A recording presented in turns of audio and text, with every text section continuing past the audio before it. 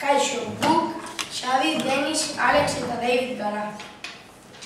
Sexuaren ezberdintasuna. Emakumean ugaltzea paratu. Emakumeak haurdun gelditzera laguntzen duten atal guztiak emakumean ugaltze aparatua osatzen dute.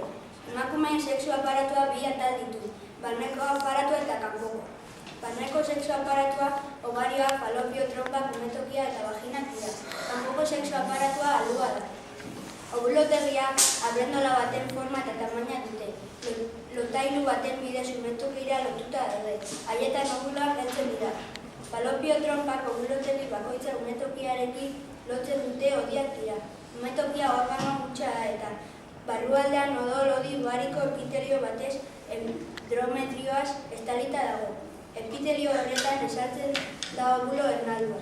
Umetoki lepoa deritzen estegune bat du vaginarekin lotuta. Gizonen ugaltzea paratu. Gizonen ugaltze aparatua bi zatitan banatuta dago, barruko organoak eta kanpoko organoak.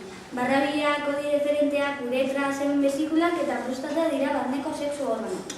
Barrabileek espermatozoide izeneko zelulak sortzen dituzte, ugalketarako beharrezkoak direnak. Kodi deferentetan zehar uretraren joaten dira espermatozoideak.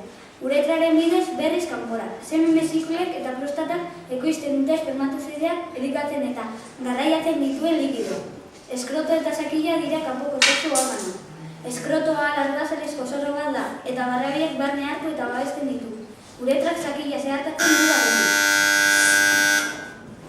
Sexu eskubidea. Sexu eskubideak emakume eskubideak zaroari dagokionez eskubideen bezala 1998an giza eskubideak deklarazio unibertsala izan zen. Aurrerapenaren mandean daude. Sexu eskubideak 11 dira. 1. Askatasun sexualerako eskubidea. 2. Gorputzaren autonomia eta segurtasun sexualerako eskubidea. 3. Pribatasun sexualerako eskubidea. 4. Berdintasun sexualerako eskubidea. 5. Plazer sexualerako eskubidea. 6. Emoziozko sexu adierazpenerako eskubidea. 7. Sexu elkartza askerako eskubidea. 8. Ugalkortasunari buruzko erabakiak libre eta arduratsu hartzeko eskubidea. 9. Informazio zientifikoa jasotzeko eskubidea. 10. Sexu hezkuntza integraleko eskubidea.